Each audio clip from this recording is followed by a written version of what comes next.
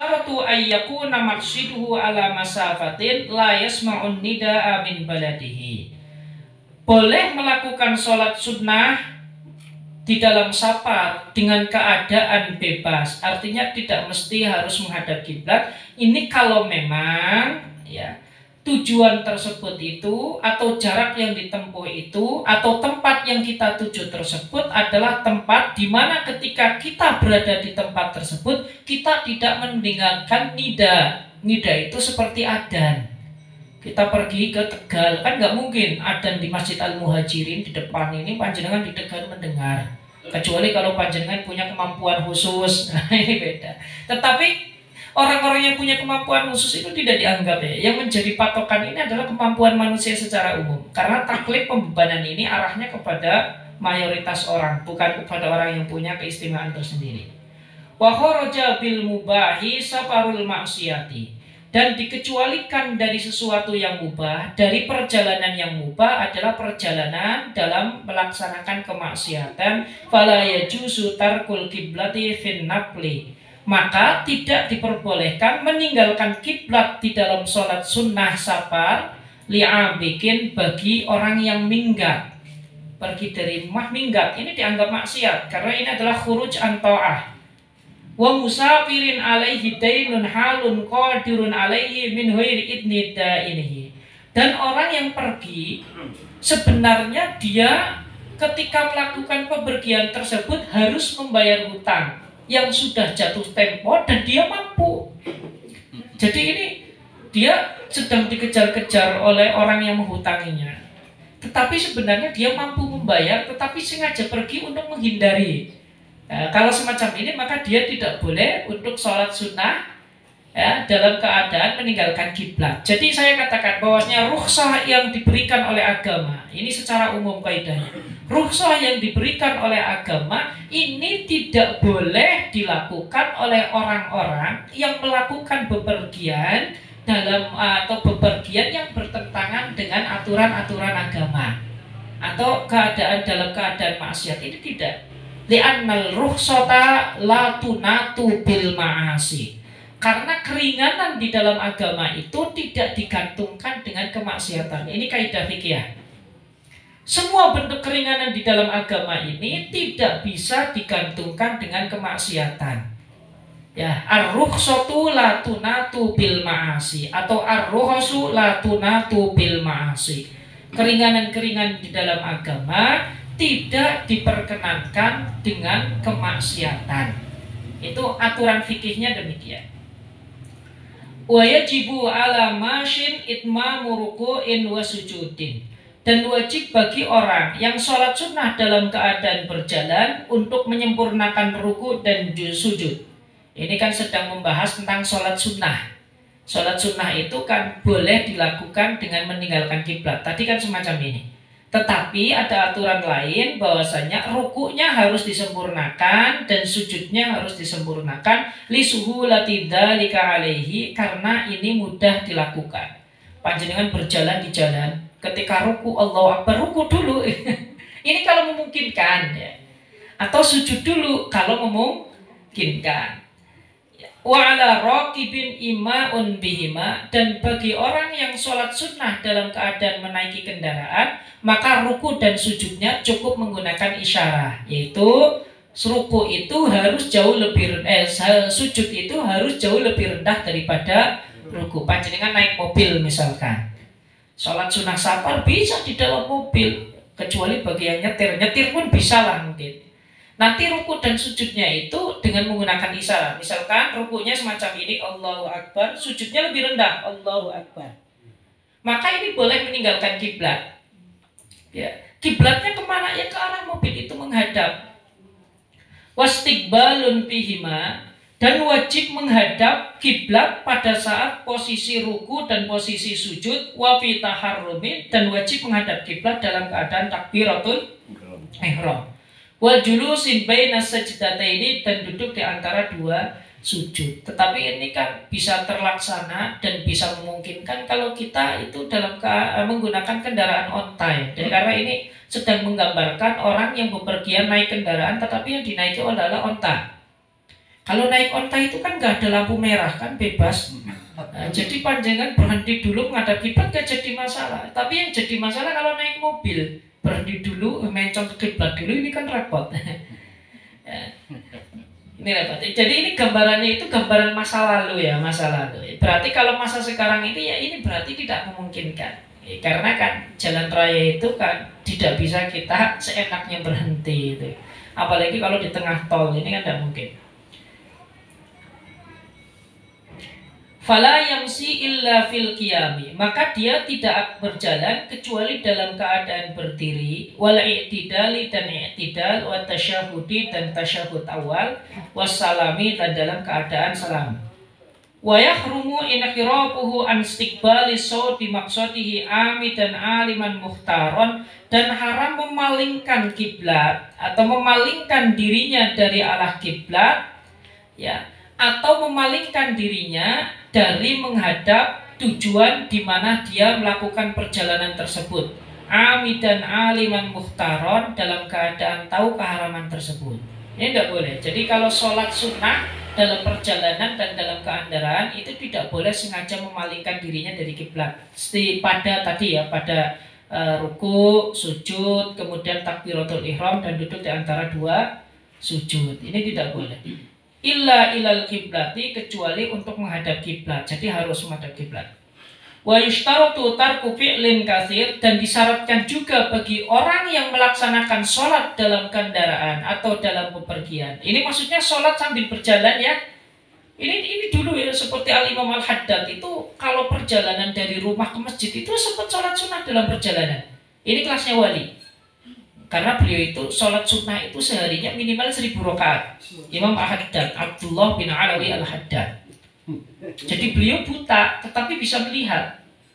Buta tapi bisa melihat. Matanya yang buta tetapi batinnya tidak buta. Kalau kita kan kebalik, batinnya yang buta, matanya melihat. Ini kita manusia biasa. Imam Al-Haddad itu dari usia belita, dari usia kecil sebelum balik, beliau memang sudah terbiasa sholat sunnah itu 1000 rakaat. Kan bayangan kita berarti udah pengen masjid terus kalau ini dhuwur sajadah terus. Oh tidak, karena ini ada sholat sunnah ya yang bisa dilakukan dalam keadaan apapun. Dan ini tentunya karena keberkahan waktu ya, karena keberkahan waktu. Jadi keberkahan waktu itu sesuatu yang tidak masuk akal tetapi itu memang nyata. Imam Syafi'i itu selama hidupnya itu setiap malam itu bisa menghatamkan Al-Quran.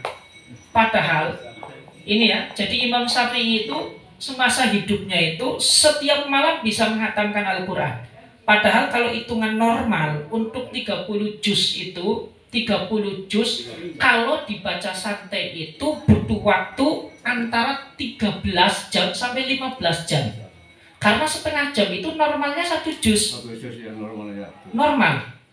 Kalau yang sudah lanyah banget dan tidak perlu memikirkan ayat setelahnya, ini ya, jadi lanyah, lidahnya sudah lemes dan tidak perlu mikir ayat setelahnya. Kalau kita kan baca masih mikir, nggak usah mikir ayat apa. Kalau sudah lanyah itu normal itu kisaran 21 menit sampai 24 menit. Ini normal. Ya, jadi kalau misalkan setiap malam, sedangkan malam itu normalnya itu kan berapa jam? 12 jam. Ini kan normal. Jadi yang kepake itu kan nggak mungkin kan 12 jam pun duduk habis maghrib subuh baru indah. Jadi Imam Syafi'i bisa menghatamkan setiap malam. Nah pertanyaannya ini secara hitungan kita kan tidak masuk akal. Makanya itu kalau dalam istilah wali-walinya Allah ini namanya barokatul wakti. Keberkahan waktu di mana sebenarnya waktu tersebut tidak cukup tetapi Allah memberikan waktu tersebut justru menjadi cukup. Jadi tidak ada masuk akal. Tetapi kalau dihitung-hitung matematika ya nggak nemu. Ini karena libarokatil wakti. Wa yustarutu tarku fi'lin katsirin, dan disyaratkan meninggalkan atau pekerjaan yang banyak, ka'adwin wa tahriki rijlin bila hajatin, sebagaimana melompat, jalannya sambil lompat-lompat, ini tidak boleh. Atau menggerakkan kaki terlalu banyak kalau sholatnya dalam keandaraan. Ini kan gambarannya onta ya. Orang naik onta atau naik kuda itu ya. Jadi kakinya digerak-gerakkan, ini tidak boleh bila hajatin. Watarku ta'ammudi waqin najisin walau ya bisa, dan juga meninggalkan untuk tidak menginjak najis secara disengaja. Ini juga harus. Makanya kalau orang sedang sholat sunnah dalam keadaan berjalan atau sedang naik kendaraan, ya jangan mentang-mentang ini sedang sholat sunnah dalam rohilah, ya ada najis sengaja diinjak, ya ini tidak boleh.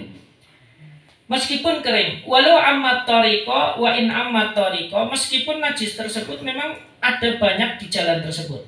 Wala yadurru wat'uya bisin khotoan, tidak mengapa ketika menginjak najis yang kering dalam keadaan tidak disengaja. Ini kan gambaran orang berjalan zaman dulu ya, jangan kita pikirkan zaman sekarang. Ini namanya kita harus berpikir di masa di mana kitab ini ditulis. Tapi nanti kan bisa kita samakan prakteknya di dalam kehidupan kita sekarang. Wala yukallafu mashin at-tahabbudu anhu. Dan tidak dibebankan bagi orang yang berjalan, artinya sholat sunnah sambil berjalan untuk menjaga dirinya dari sesuatu yang najis. Tidak. Yang disuruh itu adalah tidak boleh sengaja menginjak najis. Kalau sedang berjalan menginjak najis tanpa disengaja, maka ini tidak mengapa. Wa yajibu al-istiqbalu fin nafli riqalli raqibi safinatin ghairu mallahin, dan wajib menghadap kiblat di dalam sholat sunnah bagi orang yang menaiki kapal selain nahkoda. Kalau yang menjalankan kapal laut itu namanya kan nahkoda. Kalau nahkoda bebas, ya mungkin ini juga berlaku bagi supir dan lain sebagainya. Ini berlaku. Artinya tidak wajib harus menghadap kiblat. Wa'lam annahu yushtaratu aidan fi sihhatis sholati al-ilmu bi fardiyatis sholati. Ketahuilah, dan disyaratkan pula untuk sahnya sholat itu mengetahui kewajiban sholat. Jadi orang agar sholatnya sah ini memang harus punya ilmu akan kewajiban sholat. Maka tidak sah sholatnya orang sholat duhur yang punya keyakinan kalau sholat duhur itu tidak wajib. Begitu pula tidak sah sholatnya orang sholat asar sedangkan dia punya keyakinan kalau sholat asar itu tidak wajib. Maka sholat wajib itu harus benar-benar kita yakini bahwasanya hal tersebut adalah hal yang wajib. Ini demikian untuk sahnya sholat. Falau jahila fardiyata asli sholati, kalau orang tidak tahu akan kewajiban asal sholat, karena ini masuk atau menyangkut kepada rukun iman ya, sesuatu yang harus diketahui oleh orang itu secara doruri, tidak ada toleransi orang tersebut tidak tahu. Ada orang misalkan sholat hukumnya apa, saya tidak tahu sholat itu hukumnya apa, yang penting sebagai seorang muslim saya sholat, ini tidak boleh. Tetapi dia harus tahu betul kalau asal daripada ibadah sholat itu adalah wajib. Ini harus tahu. Allati au sholatihi allati syara'a fiha, atau tidak diperkenankan pula ketika dia tidak tahu bahwasanya sholat yang akan dia lakukan itu adalah fardu. Ada orang mau sholat duhur tapi dia nggak tahu kalau sholat duhur itu wajib, sehingga di dalam benak pikirannya ya nek kober ya sholat, nek ora kober ya ora sholat. Kalau ada waktu ya nanti saya sholat lah, tapi kalau saya sedang sibuk ya sholatnya kapan-kapan saja. Lah punya keyakinan sholat itu tidak wajib, maka kalau dia sholat pun sholatnya tidak dianggap sah. Sekali lagi, kalau sholat tidak dianggap sah berarti sholat tersebut tidak menggugurkan kewajiban dari dirinya. Ketika tidak mewajibkan atau tidak menggugurkan kewajiban dari dirinya, maka berarti kewajiban ini akan selalu melekat pada dirinya sebagai tanggungan. Kalau kita meninggalkan alam dunia ini dengan membawa tanggungan tersebut, jelas pada yaumul hisab ini akan dipertanyakan. Nah, jadi nanti larinya ke situ. Jadi jangan dianggap remeh, misalkan sholat duhur, sholat nyong sembahyang orang sembahyang gak kasih perwiki. Kalau saya ditanya jenengan sholat duhur, sudah saya sholat. Ya. Di mana sholatnya? Saya nggak pernah panjenengan di masjid, di rumah. Gitu. Kalau tidak percaya itu ya lihat saja kalau saya sholat di rumah nanti panjenengan.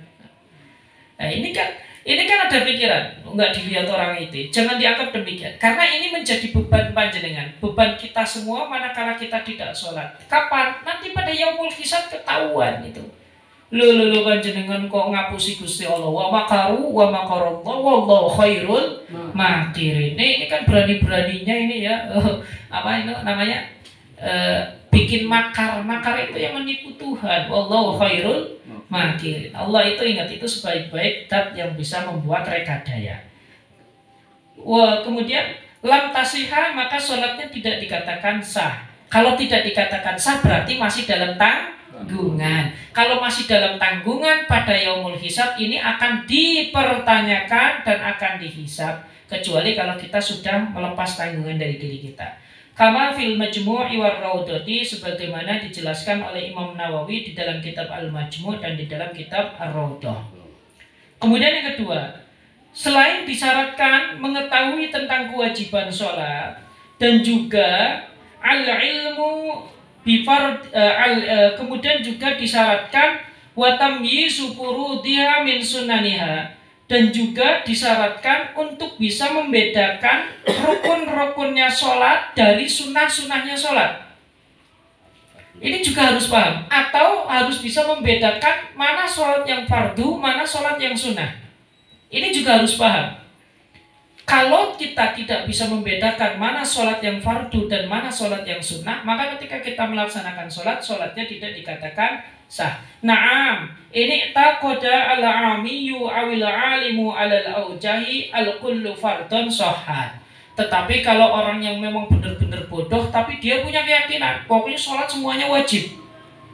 Pokoknya tarawih wajib, duha wajib, istikharah wajib, tawaf wajib, duhur wajib, asar wajib, subuh wajib. Ini justru sholatnya semuanya sah. Ya.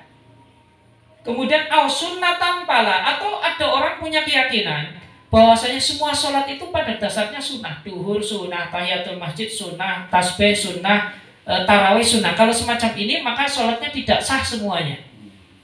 Sekarang menjadi pertanyaan, kenapa dibedakan ketika meyakini semuanya wajib dan meyakini semuanya sunnah itu hukumnya beda? Kalau meyakini semuanya wajib maka sholatnya sah, tetapi kalau meyakini semuanya sunnah sholatnya tidak sah. Kenapa? Sebab sunnah masuk di dalam wajib, sedangkan wajib tidak masuk di dalam sunnah.